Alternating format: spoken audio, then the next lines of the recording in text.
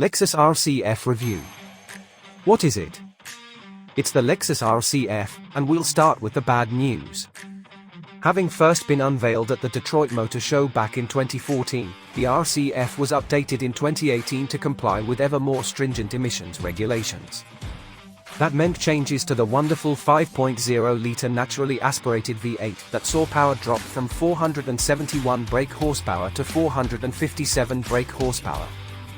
Feels cruel to kick off a review of a Japanese performance coupe by noting that it's down on power, but flip that and think of it this way: Senpai Lexus has somehow managed, in 2023, to keep a 5.0-liter naturally aspirated V8 petrol engine on sale, jumping through increasingly fire-tinged rings to keep its mini-muscle car on sale. Bravo! So what does it go up against?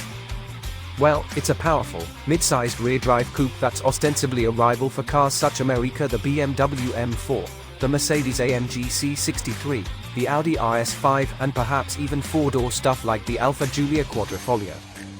Each of those is an incredibly tough nut to crack, but they've also all been hit by the downsizing, turbocharging, and overcomplicating bugs in recent years. The RC F, then, trades on its nuance, a naturally aspirated V8 in a world of forced induction, and a proudly Japanese identity and approach to everything Senpai, from the styling to user interface Senpai, in the face of what some might call homogeneity.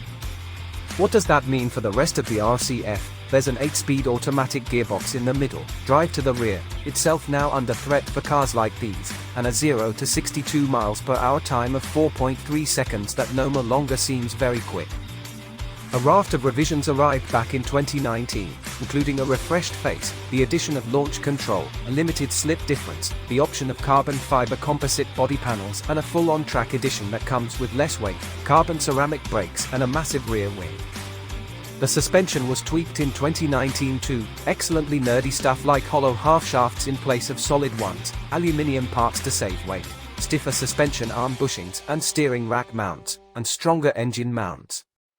So, I can buy different versions. You can.